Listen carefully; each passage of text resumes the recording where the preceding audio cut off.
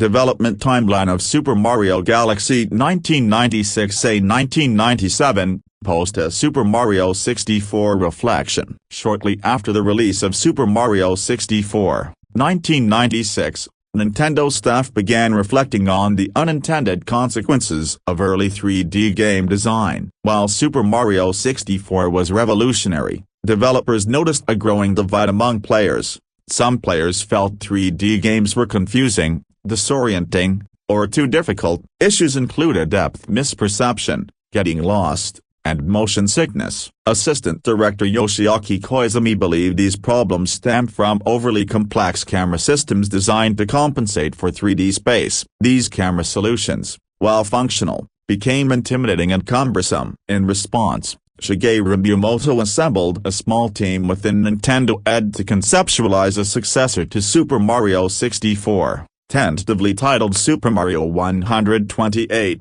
1998–2000, Super Mario 128 and the spherical world concept. Core gameplay ideas for Super Mario Galaxy originated from Super Mario 128. In 2000, Super Mario 128 was publicly shown as a GameCube technology demo at Nintendo Space World. The demo showcased dozens of characters on screen simultaneously. Spherical bass platforms, which Koizumi wanted to explore further. Koizumi envisioned spherical worlds as a way to prevent players from falling off edges, reduce disorientation, naturally guide movement through gravity. However, the idea was considered technically infeasible at the time and shelved. 2001–2002, divergence with Super Mario Sunshine. Super Mario Sunshine released in late 2002. Miyamoto later clarified that Sunshine was not derived from Super Mario 128,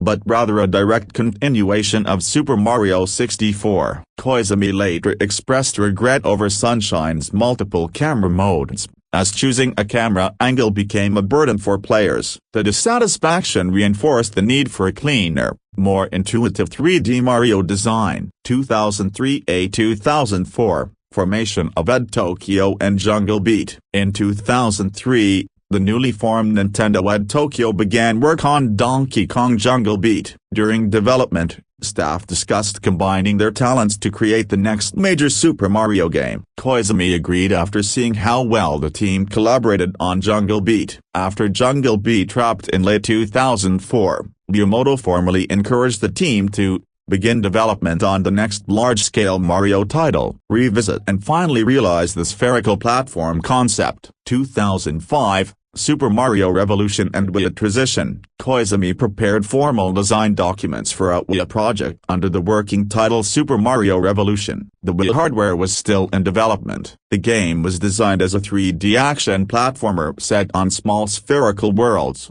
each with its own gravitational center. Key design goals: if Mario runs continuously in one direction, he eventually loops back. Reduce chances of getting lost. Make 3D movement intuitive and approachable. After executive approval, Koizumi spent 3 months building a prototype with the small Ed Tokyo team. Miyamoto personally playtested every major build. Development involved frequent idea exchanges between Ed Tokyo, development, Miyamoto's office in Kyoto, oversight. Many concepts were finalized before the Wii hardware itself was completed. 2005–2006, core mechanics and accessibility. Spin attack. Early development revealed that jumping on enemies in spherical environments was difficult. Koizumi even described traditional 3D jumping as absurd. Producer, programmer Takeo Shimizu identified running as the most fundamental 3D action. The spin attack was introduced as the primary combat move, initially triggered by rotating the GameCube analog stick, later mapped to shaking the Wii remote once motion controls were confirmed. Miyamoto limited repeated spinning by adding a delay to maintain challenge. Co-star mode. Nintendo President Satoru Iwata pushed for broader accessibility. Observing that many players gave up on difficult games,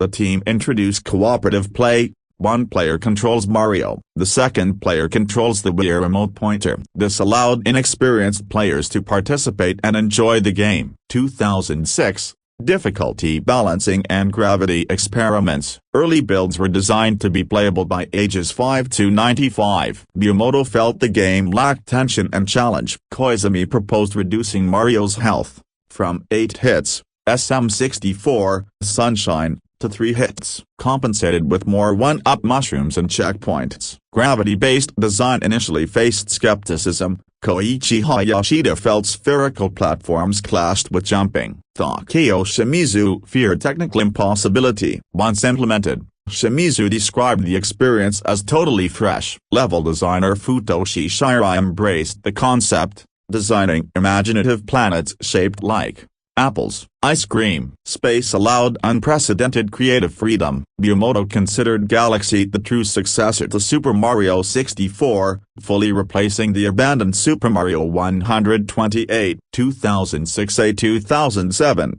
Transformations and Final Polish. Mario's transformations, B-suit, etc., became a core feature. B Mario originated from a female staff member's note, "I want to be Mario." Iwata noted B Mario's popularity, especially with women. Transformations were designed to vary gameplay, not just visuals. Development emphasized shared creativity and flexibility. E3 2006 and delay. At E3 2006, Miyamoto announced the game would launch within 6 months of the Wii. Ed Tokyo chose quality over speed. The game ultimately released 11 months after the Wii, allowing for refinement. 2007, Completion and Philosophy. The team concluded that the essence of Mario is not completion, but pure fun. The game was designed to be enjoyable for players. For spectators, features included 6 save files, cooperative play, encouragement for families to gather around the TV. Iwata emphasized that great games should be fun to watch,